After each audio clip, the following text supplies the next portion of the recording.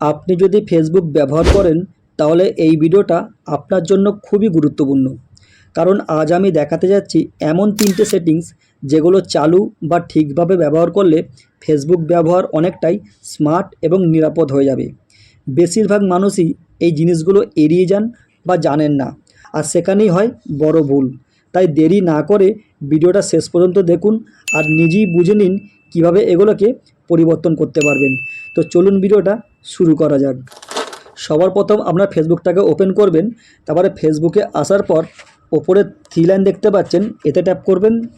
এটা ট্যাপ করার পর নিচে দেখতে পাচ্ছেন সেটিংস অ্যান্ড প্রাইভেসি, এতে ট্যাপ করবেন। এটা ট্যাপ করার পর ওপরে একটা সেটিংস দেখতে পাচ্ছেন, এতে ট্যাপ করবেন। এটা ট্যাপ করার পর একটু স্ক্রল করে নিচের দিকে আসবেন।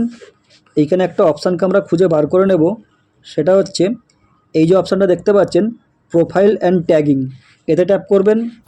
এই পেজটা আসার পর নিচের দিকে একটা অপশান দেখতে পাচ্ছেন, এই যে অপশানটা, এটাকে অনলি মি করে রাখবেন। তারপরে এই অপশানটাকেও অনলি মি করে রাখবেন। তারপরে একটু নিচের দিকে আসবেন। নিচের দিকে আসার পর এখানে এই যে 3টে সুইচ দেখতে পাচ্ছেন, এই 3টে সুইচকে অন করে দেবেন। এগুলোকে আমি অন করে দিলাম। এই 3টে সুইচ অন করে দিলে কি হবে, আজকের পর থেকে আপনাকে কেউ কোনো জিনিস ট্যাগ করতে পারবে না। অনেক সময় দেখবেন অনেক বন্ধুবান্ধব কোনো ভিডিও ফটো যখন পোস্ট করে তখন দেখবেন আপনাকে অনেকে ট্যাগ করে দেয়। তো এগুলো অন রাখলে কি হবে, আপনাকে কেউ ট্যাগ করতে পারবে না। তো এটা করার পর এখান থেকে বেরিয়ে আসবেন। ওখান থেকে বেরিয়ে আসার পর এই যে অপশানটা দেখতে পাচ্ছেন ব্লকিং, এতে ট্যাপ করবেন। এটা ট্যাপ করার সঙ্গে সঙ্গে এরকম একটা পেজ খুলে যাবে। আর এখানে আপনি কি করতে পারবেন, আপনি ভুল করে যে সমস্ত বন্ধুবান্ধবকে ব্লক করে ফেলবেন তাদেরকে আপনি এখান থেকে আনব্লক করতে পারবেন। দেখতে পাচ্ছেন আমি এতগুলো বন্ধুকে ব্লক করে রেখেছি, আমি চাইলে পারে এই আনব্লকের মধ্যে ট্যাপ করে এদেরকে আনব্লক করতে পারবো। তো এবার এখান থেকে বেরিয়ে যাচ্ছি।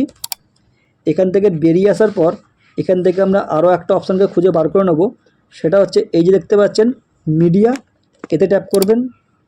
এটা ট্যাপ করার সঙ্গে সঙ্গে এরকম একটা পেজ খুলে গেল। আর এখানে যেটা করবেন, এখানে দেখতে পাচ্ছেন ডেটা সেভার, এর মধ্যে আমি টিক করে রেখেছি।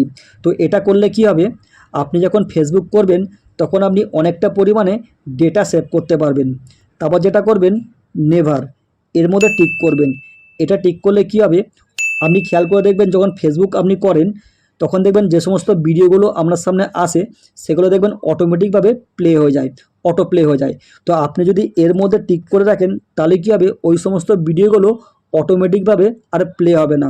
আর এতে আপনি অনেকটা পরিমাণে ইন্টারনেট বাঁচাতে পারবেন। তো ফেসবুকের এই 3টে সেটিংস আপনার কেমন লাগলো অতি অবশ্যই আমাকে কমেন্টে জানাবেন। আর এই ভিডিওটা যদি আপনার একটু কাজে লেগে থাকে ভিডিওটা লাইক শেয়ার করতে ভুলবেন না। তো বন্ধুরা আজ এইটুকুনি, আবারও দেখাবে আমাকেও নেক্সট ভিডিওর মাধ্যমে। ততদিন ভালো থাকবেন, সুস্থ থাকবেন।